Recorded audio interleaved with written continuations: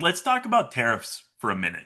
I've talked about mechanics of tariffs before, who pays and whatnot, but I want to actually talk about how they affected the market this year and what we're looking ahead with new tariffs or heightened tariffs or whatever. And all of this is caveated, and I've been using this example, even though it hasn't happened. So to be fair, it hasn't happened, but to me, one bad phone call with President Trump and Xi Jinping of China could lead to a different trade deal for China, right? I think there's always the risk of that happening. Not that I think it will happen, but just know that this is subject to change. And the change part of the equation is actually the most damaging part of tariffs. So it's one thing to throw out a number and say, this is what tariffs are going to be, and this is how we're going forward. And in a lot of cases, the market might react to that. They might react negatively because tariffs effectively are an increased cost, essentially. Now, I know there's revenue for it on the other side, but for the businesses, it's a cost. So you throw a tariff on, everybody reacts to it, and we all move on. It's a one-time deal. Yep, prices, maybe go up by whatever percentage they go up by, and we're done. The bigger problem with tariffs is when they're on again, off again, on twice as much, off less than they were. Like there's this flip-flopping all over the place.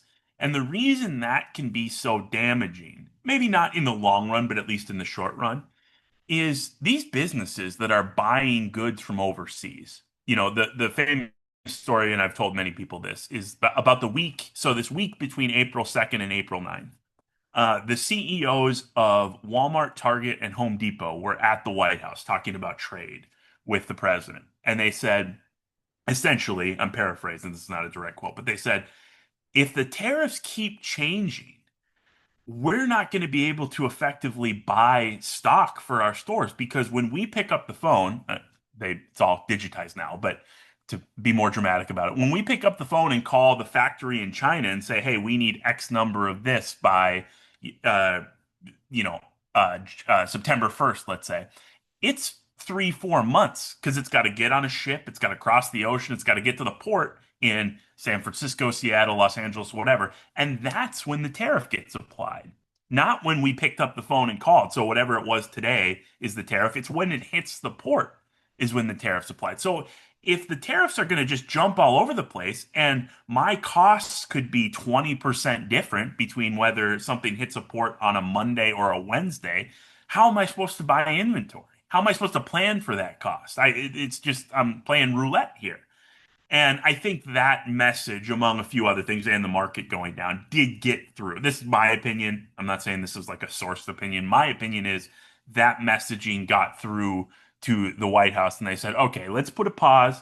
Let's still negotiate the deals that we're trying to get. That was their goal, I think, all along.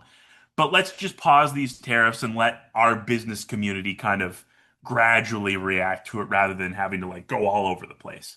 So, tariffs, in a nutshell, yes, they tend to increase costs, but the real danger, at least of the tariffs that we had earlier this year, was the fact that they could change on a dime. We don't want that because that makes it really hard to budget if you're a company that does rely on buying things from overseas. And I know